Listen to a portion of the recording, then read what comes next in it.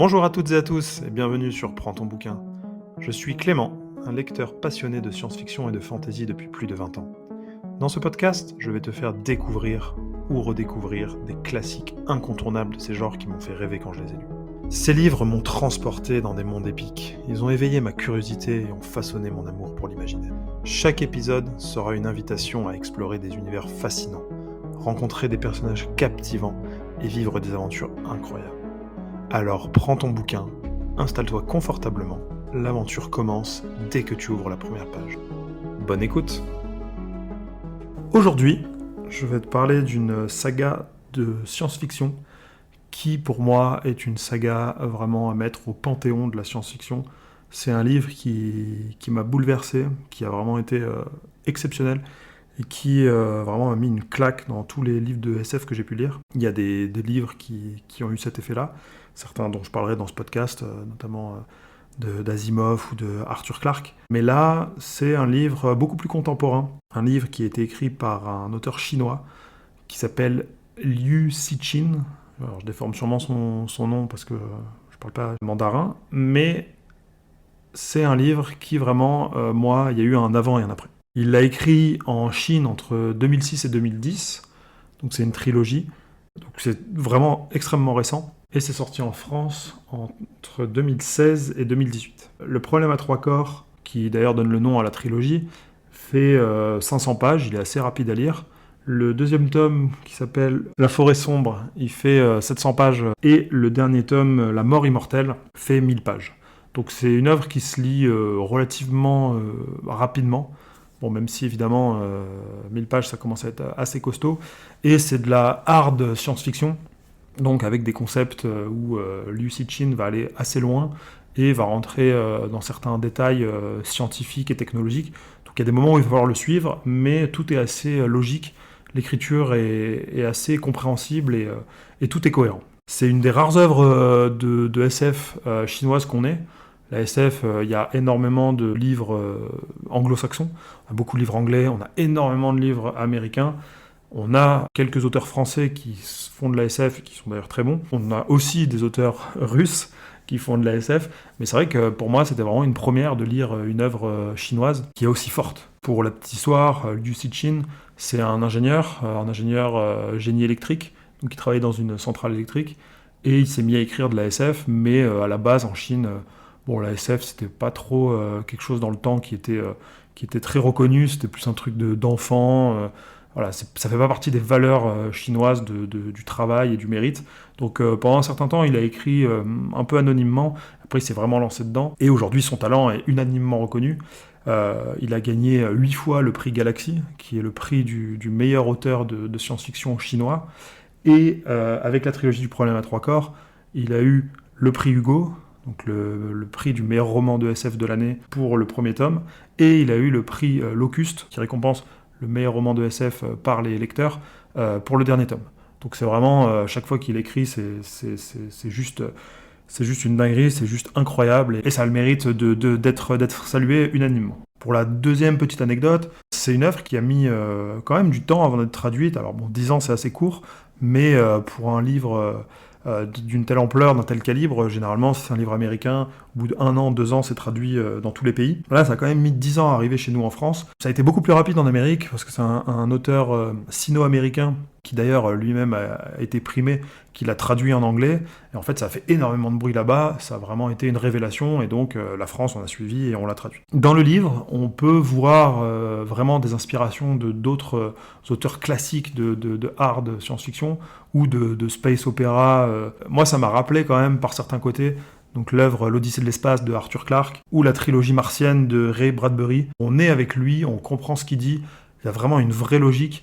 Le livre se concentre moins sur les personnages ou veut pas forcément aller vite dans l'intrigue, mais par contre, tout a une importance, tout est pensé.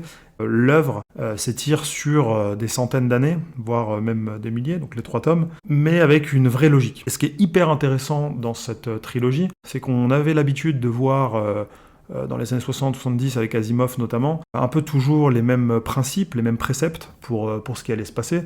On voit souvent des martiens, on voit souvent de la colonisation humaine, ce qui à chaque fois est vraiment passionnant et nous emmène très loin dans l'imaginaire, mais ça restait avec certaines bases qui étaient communes. Là où cette trilogie est extrêmement rafraîchissante et où ça met une claque énorme, c'est qu'il prend un contre-pied total justement de ces auteurs-là, notamment parce qu'il a écrit dans les années 2000-2010, donc c'est très contemporain, donc il a beaucoup plus de données scientifiques que les auteurs qui ont pu écrire précédemment. Il y a beaucoup de futurologie, il se projette vraiment dans ce qui peut arriver, dans ce qui va arriver selon lui, mais ça reste compréhensible, ça reste possible, ça reste cohérent, et du coup on le suit là-dedans, et c'est vraiment une claque de voir voilà, ce parti pris qui, sans trop en dévoiler sur cet épisode sans spoil, ça va être un cycle de violence, de traumatisme.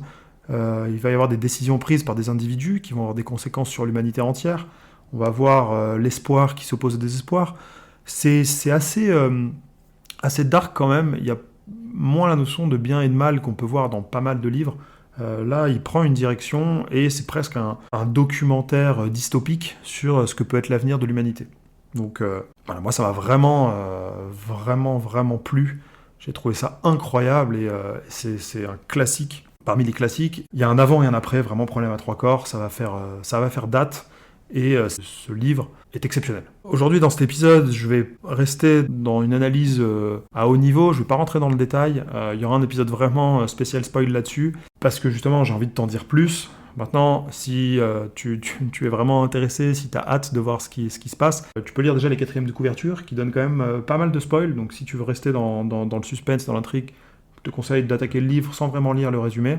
Et si tu es trop impatient par rapport à la longueur des livres, il y a une adaptation qui arrive sur une grande plateforme de streaming qui sort fin mars et qui, je l'espère, va faire honneur à ce livre et va adapter parfaitement cet univers et cette atmosphère si particulière du Problème à trois corps. Le premier tome, qui s'appelle Le Problème à trois corps, c'est ce qui donne le nom à toute la trilogie.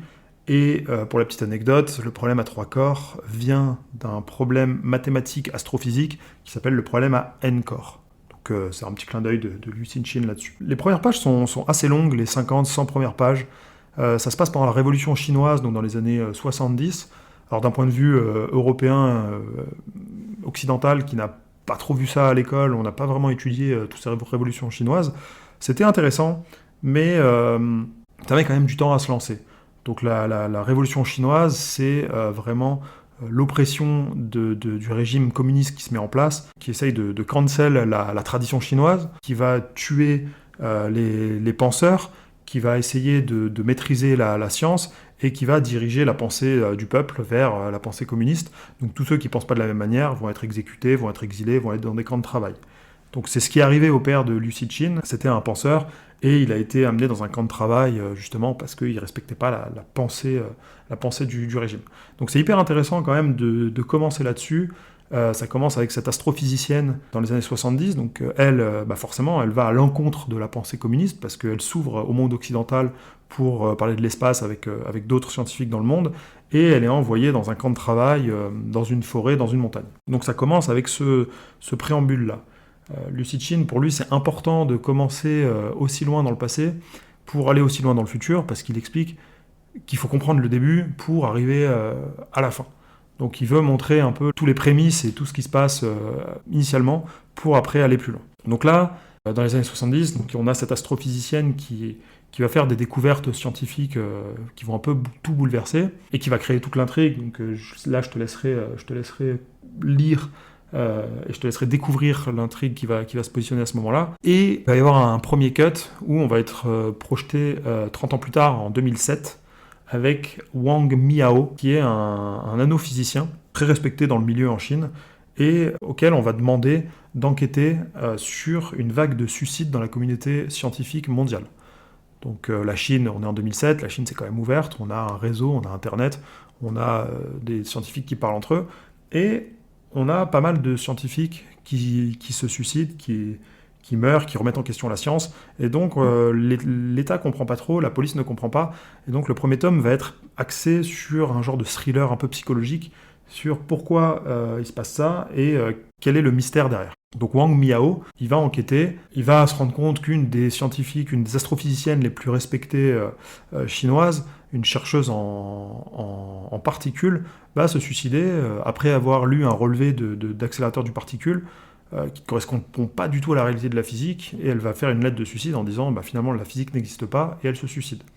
Donc ça remet beaucoup de choses en question, on va avancer là-dedans, et la police va lui dire, en tant que scientifique, essaye d'enquêter et essaye de voir si tu peux pas trouver un lien.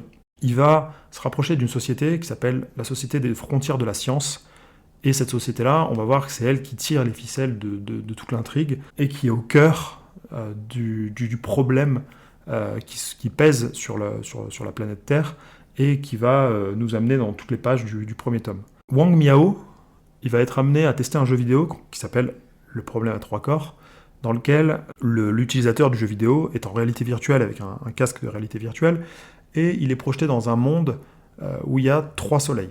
Donc c'est un monde hyper chaotique, parce qu'il n'est pas géocentré comme le nôtre, avec une période de rotation classique, jour-nuit, 12h, 12h, et des saisons différentes. C'est un monde extrêmement chaotique, où le but pour le joueur, c'est d'essayer de survivre le plus longtemps possible, sachant que avec les 3 soleils, il y a des périodes, parfois pendant 100 ans tout va bien, puis après pendant un millénaire il y a des éruptions volcaniques, donc c'est assez chaotique, c'est assez compliqué, et tout ce jeu vidéo va être lié au monde scientifique, et va être lié à toute l'intrigue de Wang Miao, et la résolution du problème à 3 corps, et du mystère des suicides des scientifiques.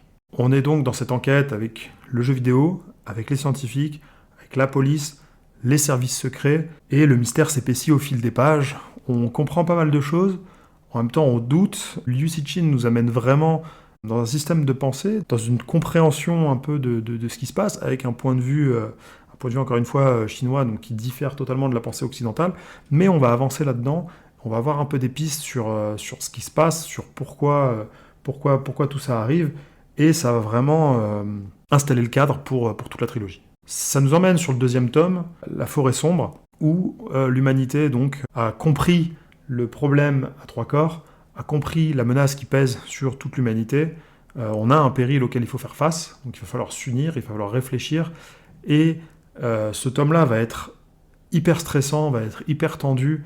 Moi, ce tome-là, j'ai trouvé que c'était peut-être le meilleur des 3. Je l'ai lu vraiment d'une traite. Je me suis réveillé, j'ai commencé à le lire, et je me suis pas couché tant que j'avais pas fini le livre, tellement les 700-800 pages étaient passionnantes, et je voulais vraiment voir ce qui allait se passer. Il n'y a pas un héros, un anti-héros, et puis le bien triomphe, c'est on y va, et puis il impose ses idées. Encore une fois, il y a une cohérence, c'est tellement bien écrit, il explique des concepts qui n'existent pas, des technologies, des courants de pensée, et il va étirer comme ça, il va expliquer pourquoi en fait tout ce qu'il écrit est logique. Et donc ce 2e tome, avec l'humanité qui va essayer de trouver une solution à un problème commun, va être hyper intéressant. Rapidement, sur cette résolution de problème, l'humanité va créer ce qu'on appelle le problème colmateur, où ils vont faire appel à 4 individus sur Terre qui vont devoir essayer de trouver une solution. Ce qui est hyper intéressant dans ce 2e tome également, c'est que Liu Cixin nous fait des ellipses temporelles, et on va avoir quasiment un demi-millénaire, donc 500 années qui vont se passer sur ce 2e tome-là. Donc il y a une évolution aussi des systèmes de pensée, il y a une évolution des mœurs, une évolution des coutumes, et il décrit ça d'une manière tellement palpable, tellement réelle, on a l'impression d'y être, on a des sauts dans le temps, avec un état d'esprit de futurologue, mais si crédible. Ce qui nous permet vraiment de le suivre et d'être dans l'histoire. Sans vraiment te dévoiler l'histoire, mais pour un peu te donner l'envie d'aller plus loin dans le bouquin, ça va amener des questionnements cosmologiques, des questionnements sur l'univers, et encore une fois une approche inédite, vraiment un contre-pied à tous les autres auteurs de SF, un vent nouveau qui est incroyable. On arrive donc au dernier tome, le 3e, La mort immortelle, où on va encore avoir un bond temporel. L'histoire commence un siècle après, à peu près, la fin du 2e, et va s'étendre cette fois-ci sur presque un millénaire. Et là, je te laisserai vraiment te plonger dedans et avoir autant de plaisir que j'ai eu à le lire, mais Liu Cixin, il va repousser toutes les limites connues, les limites physiques, des limites géométriques, des limites dimensionnelles, et il va aller chercher vraiment encore plus loin. Alors même si ça reste de la rare science-fiction, il va aller expliquer chaque idée, il va soutenir toutes ces idées théoriques et amener des exemples assez concrets pour que ce soit en fait facile à suivre et pour qu'on soit vraiment, encore une fois, dans l'histoire et qu'on soit avec lui. Donc on avait vu beaucoup de space opéra, beaucoup de science-fiction, avec des concepts un peu parfois tirés par les cheveux, ou parfois avec une imagination assez commune. Et là, on est sur une histoire inexplorée, on est dans le domaine inédit, avec ces idées cosmologiques, ces idées cosmiques qui changent de l'ordinaire. Et ce livre, c'est l'apothéose, et ça va amener dans des idées, dans des concepts, et dans de la réflexion qui va pousser tellement loin, et qui amène un questionnement. Moi, je suis sorti de là avec des vraies questions de est-ce que ce que j'ai lu, c'était bien, pas bien, dans le sens bien ou mal, pour le coup, dans le sens est-ce que les gentils sont gentils, est-ce que moralement, ce que j'ai vu, c'était correct ou non. Et ça amène un vrai questionnement, un vrai plaisir, et c'est presque un crève-cœur d'arriver à la fin et de se dire que l'histoire se clôt, et que malheureusement, on n'aura plus jamais la primeur de découvrir cet univers qui est inégalable, et qui fait rentrer Le Problème à trois corps vraiment dans le panthéon de la SF. Pour moi, c'est clair et net. Il fait partie des plus grands auteurs. C'est une des plus grandes sagas que j'ai lues en science-fiction. Je le mets au même titre qu'un Asimov, je le mets au même titre qu'un Simmons, qu'un Clarke. J'ai trouvé ça incroyable. Ça m'a laissé sans voix. J'ai adoré. Tout est logique, tout est crédible. La plume est juste exceptionnelle. Il nous amène avec des idées plus ou moins complexes, mais il nous amène avec lui, on le suit vraiment facilement, et on a ce développement de concept qui pousse là où ça va loin, et c'est vraiment incroyable. Une trilogie immersive, une trilogie qui, encore une fois, qui amène des questionnements écologiques, des questionnements humains, qui va ramener des questions de morale. Tout simplement une saga exceptionnelle.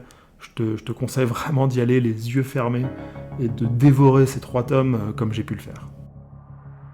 Merci d'avoir écouté jusqu'au bout. J'espère que cet épisode t'aura inspiré à découvrir ce chef-d'œuvre incroyable. N'hésite pas à le partager et à me dire ce que tu en as pensé. À la prochaine, et souviens-toi, l'aventure ne s'arrête pas tant que les pages continuent de tourner. Alors prends ton bouquin.